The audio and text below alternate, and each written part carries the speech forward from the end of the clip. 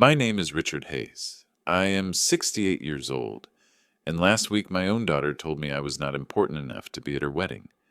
She asked me for the keys to the Lake Tahoe cabin instead, like I was some doorman standing between her and a vacation rental. I just stood there with the phone pressed against my ear, listening to her voice, calm, flat, practiced, telling me to stop being dramatic. Dramatic. That word cut deeper than I thought it could. I built that cabin with my hands 30 years ago when my wife was still alive. We carried cedar boards up the hill one truckload at a time, drinking cheap gas station coffee out of styrofoam cups while the mountain air froze our fingers. My wife used to joke that the walls smelled like sweat and Folgers. Emily, my daughter, was 10 back then. She ran barefoot on those wooden floors, swearing she would get married there someday, stringing fairy lights along the deck while her cousins lit sparklers by the water. That promise stayed with me until now. When Emily first told me about Dylan, the man she wanted to marry, I wanted to believe her smile. She said he was ambitious, smart, different. I remember him shaking my hand the first time he came over for dinner. Firm grip, expensive watch, eyes that flicked around the cabin like he was sizing it up for resale. He complimented the beams, asked if I had ever thought about property values in Tahoe. I laughed politely, but inside something tightened. My wife used to warn me about men who led with charm and questions about money. Still, Emily was glowing that night, and I swallowed my doubts. For years I had been the man who sacrificed without keeping score.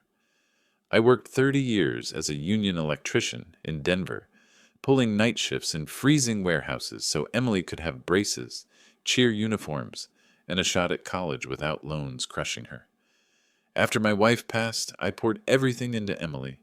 Every holiday we spent together, just the two of us. Every Christmas morning, she would still climb into my bed with hot chocolate, like she was 12 again. That was our tradition. I thought those things meant something.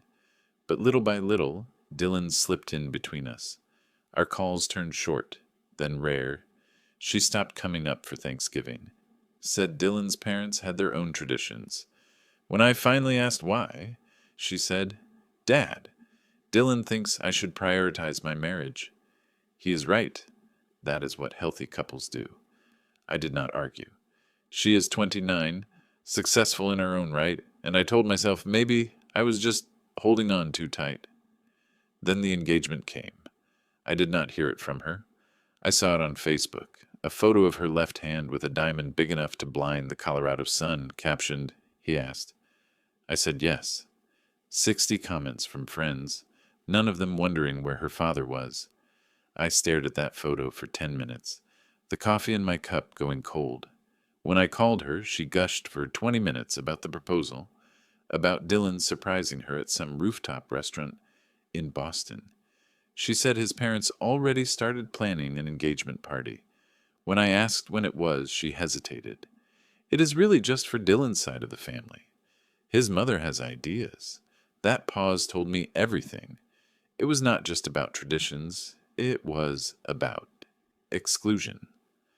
I tried to let it go. I told myself she was just trying to fit into his world. But then came the phone call 2 weeks ago. She said Dylan had been reading about healthy boundaries in marriage, how wives should not lean too much on their mothers. "It is time for me to be independent, Dad," she said. Independent. After I had been the only parent since she was 8 years old.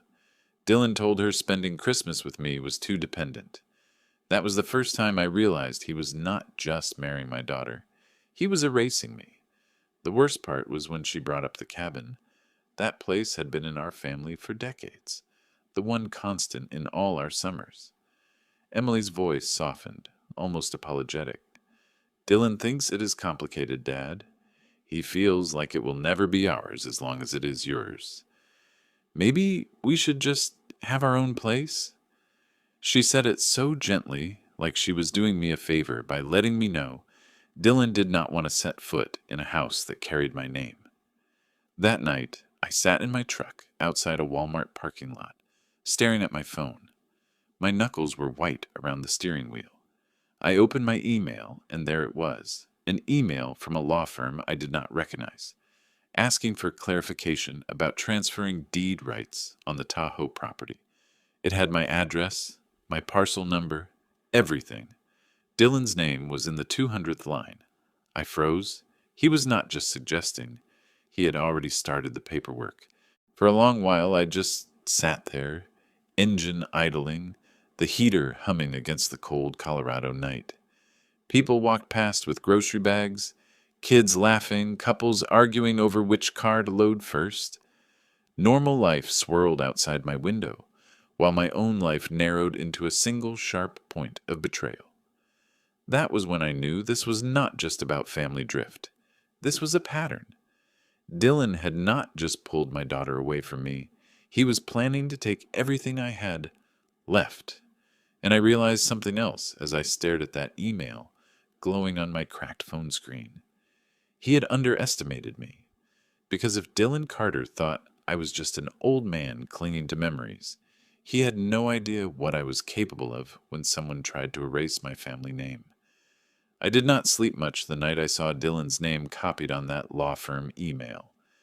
The glow of the screen stayed in my eyes long after I shut it off, like a reminder burned into me. By morning, the coffee tasted bitter, no matter how much sugar I stirred in. I kept hearing my daughter's voice, soft but rehearsed, telling me the cabin would never really be ours as long as it was still mine.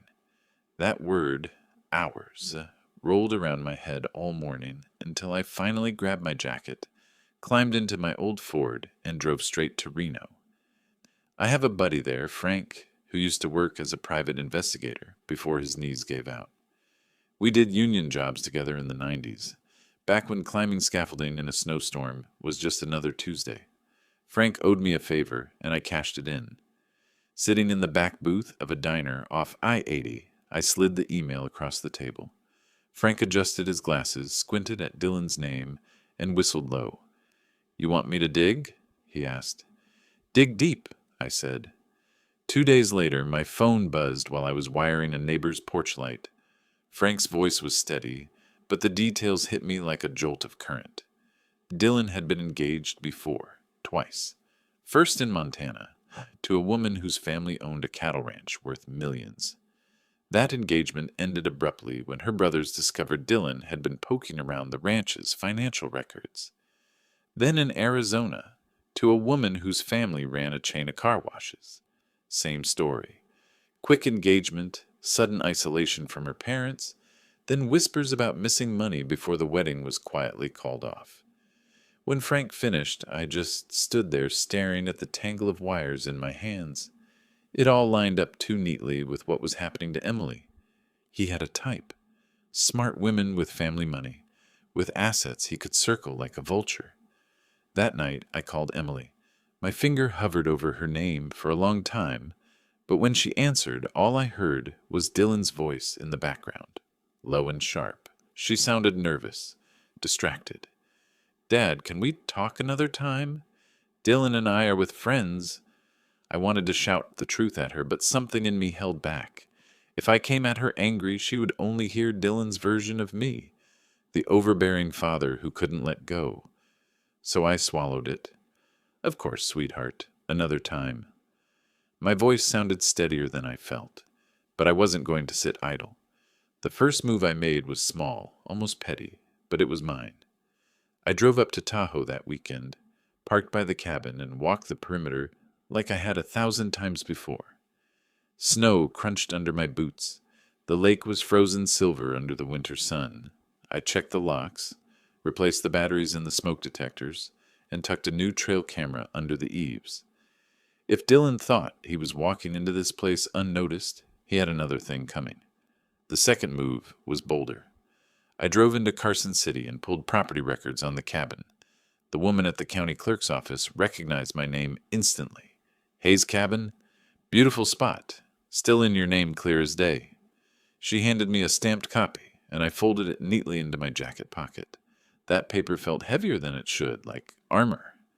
A week later, another twist dropped into my lap. A manila envelope slid under my front door. No return address. Inside was a printout of Dylan's so-called consulting business. Tax returns, or rather the absence of them, he hadn't filed properly in years. Half his income came from loans between shell companies, all registered in Nevada under different names, but the same P.O. box. Whoever sent it knew things, and they wanted me to know too. I sat at my kitchen table that night with the papers spread out under the dim light. My wife's old chair creaked beside me, the one she used to sit in while balancing the checkbook. I felt her presence there, steady and practical.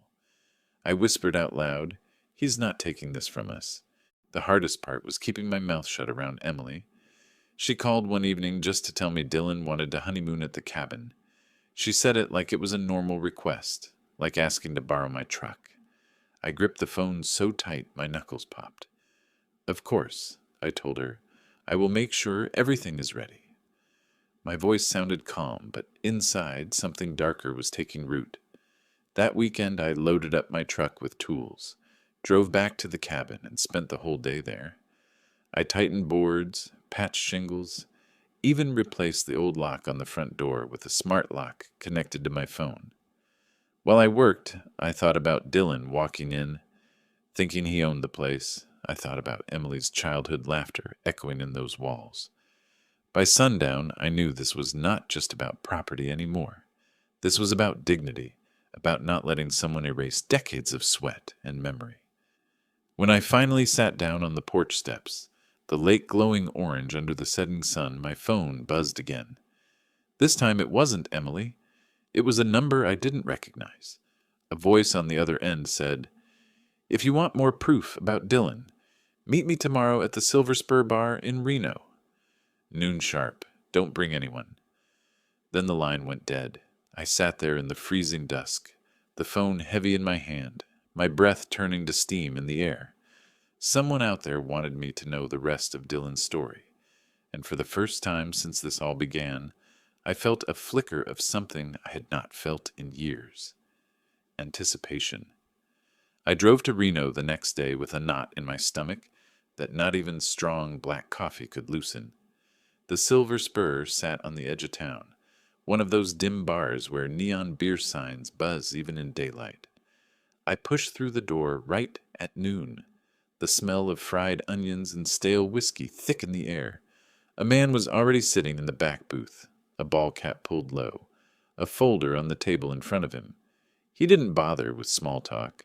He slid the folder across the sticky surface. "You're Richard Hayes," he said. It wasn't a question.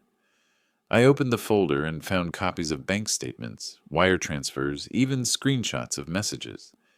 Dylan's name was all over them. Offshore accounts, debts to casinos in Las Vegas, and payments that looked like hush money. My eyes snagged on one line. A wire sent from Dylan's account to a name I recognized only faintly. It was Robert Mullins, a family friend who had been around Emily's life for years, someone who'd always seemed harmless.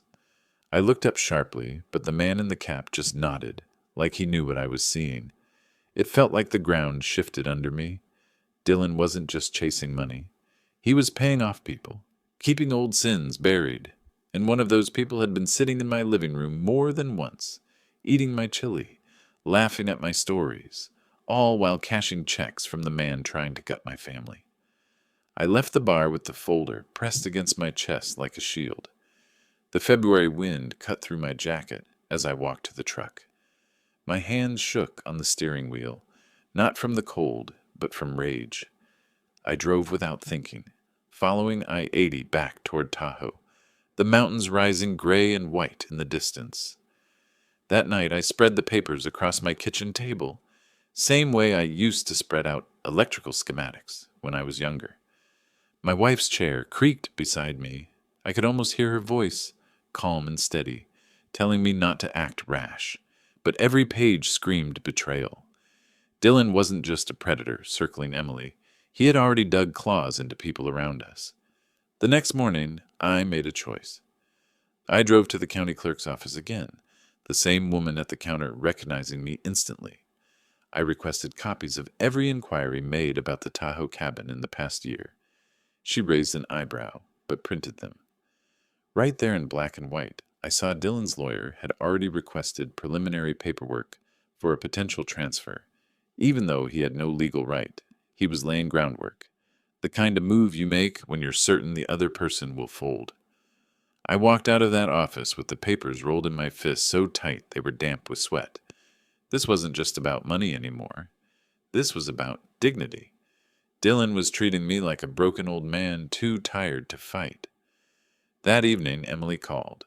Her voice was careful, like she was reading lines off a page. She said Dylan thought it would be best if I stayed away for a while, that too much tension might hurt their marriage.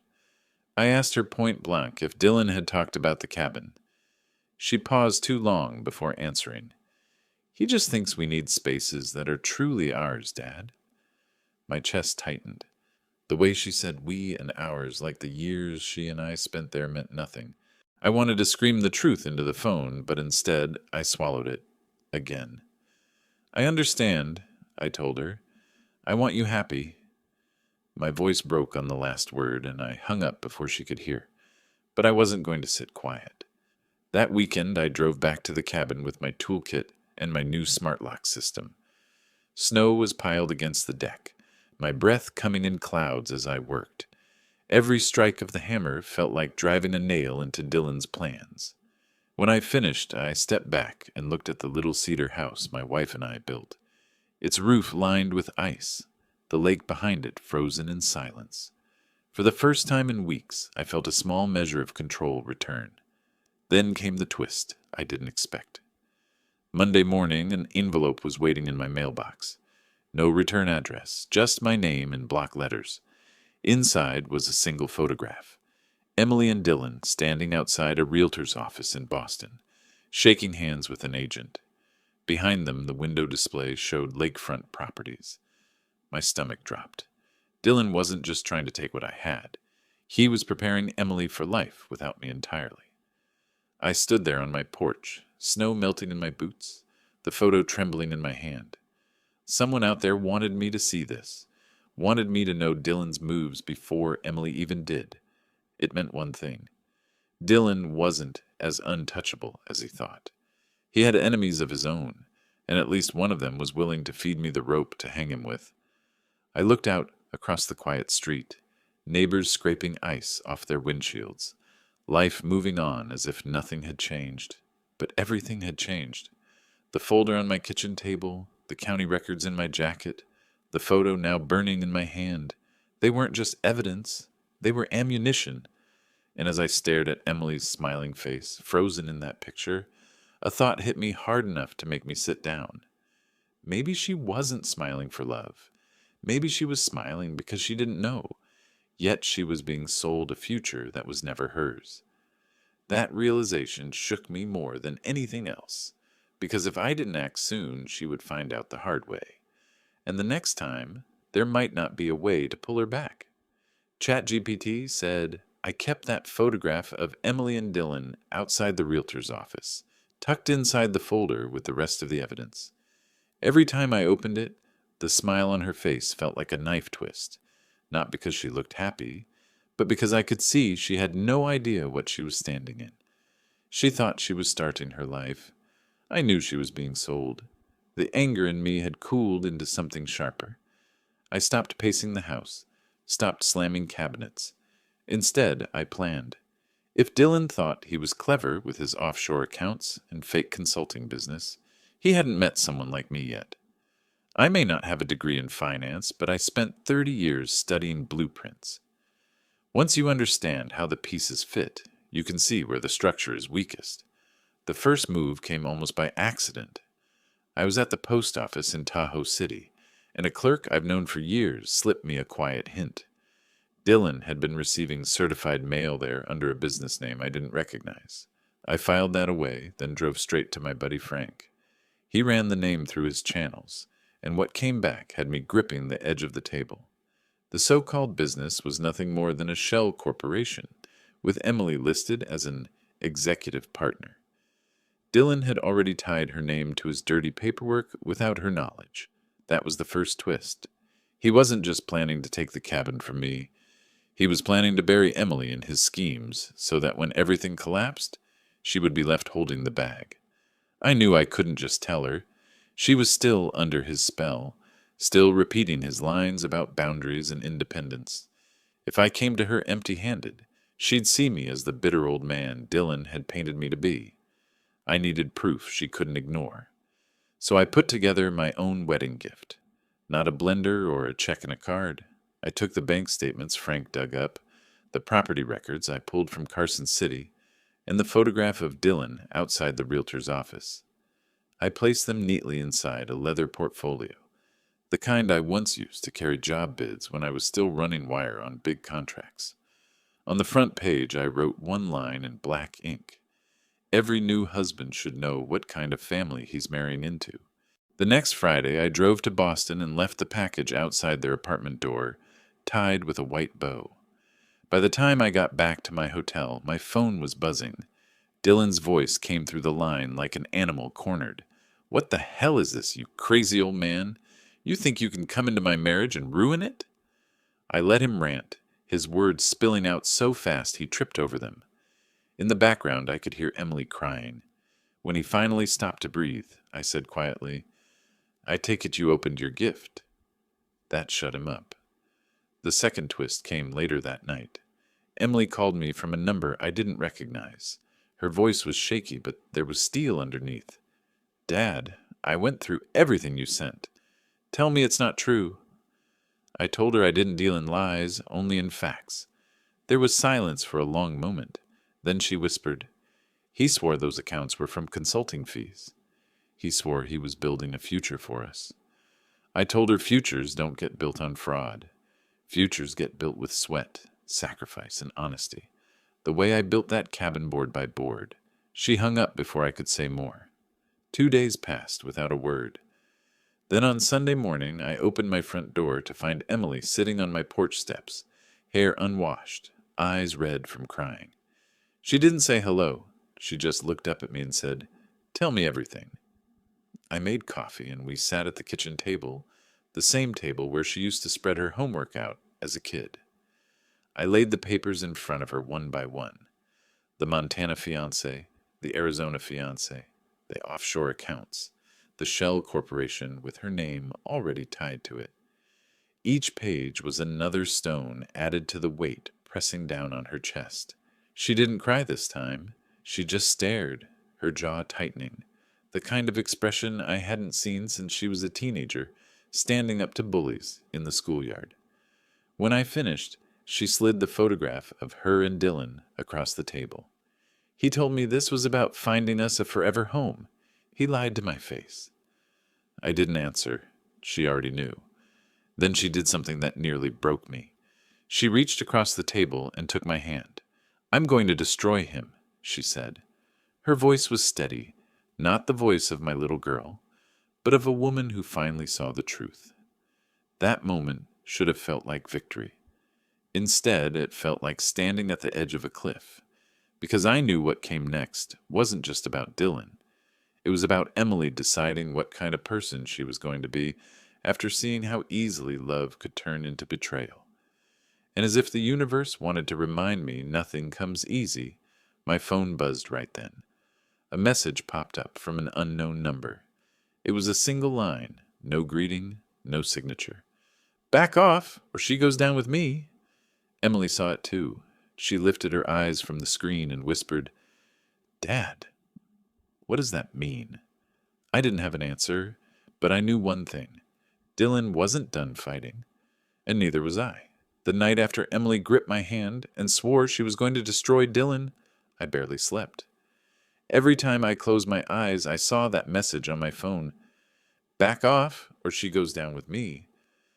It played in my head like a threat carved into stone. I knew then that Dylan wasn't just desperate. He was dangerous. The next morning, Emily and I sat at the same kitchen table where she had done homework when she was 10, the papers from my leather portfolio spread out between us like evidence at a trial. She looked exhausted but steady. "If he's willing to drag me down, then we have to make sure he doesn't get the chance," she said. For the first time, I saw in her eyes not fear, but resolve. It reminded me of my wife when she used to face down life's blows with quiet grit.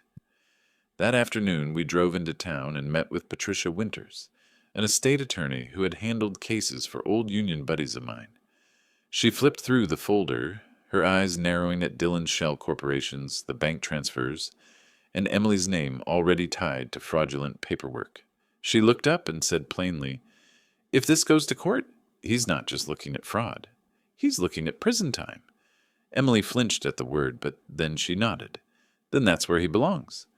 The next twist came faster than either of us expected. 2 days later, Dillon stormed into my driveway unannounced.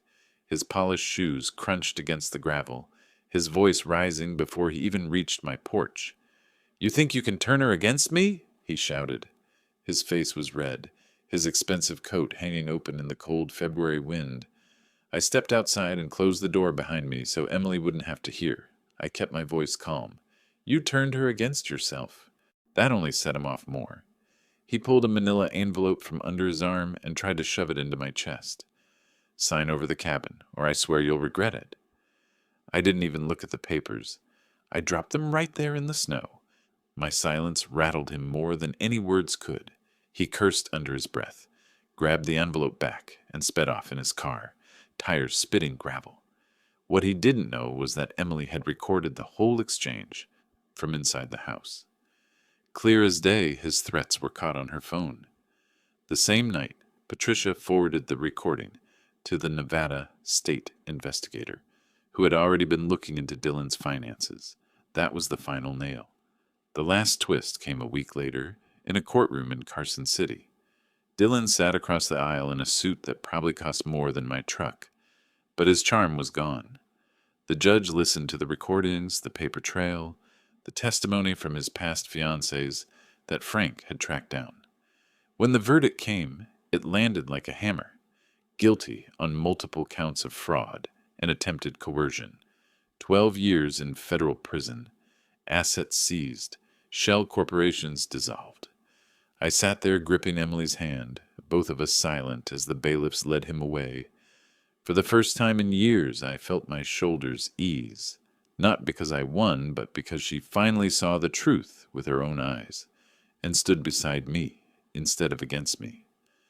After the sentencing, Emily came back to the cabin with me. Snow was melting off the roof, the lake thawing into dark water under the March sun. We walked through the rooms together, her hand brushing the walls like she was greeting an old friend. "I thought he was giving me a future," she whispered. "Turns out the future was always right here." That was when I realized the revenge wasn't just about tearing Dillon down. It was about giving Emily her sight back, about proving that love built on lies will always collapse, no matter how shiny the facade. The truth is, betrayal doesn't just steal money, it steals time, it steals trust, and once it's gone, you can't buy it back. What I learned is simple. You can survive losing almost anything if you don't lose yourself. If you've been through something like this, I'd like to hear it.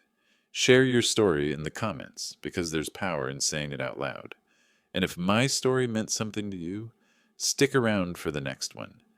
Sometimes just knowing we're not alone makes all the difference.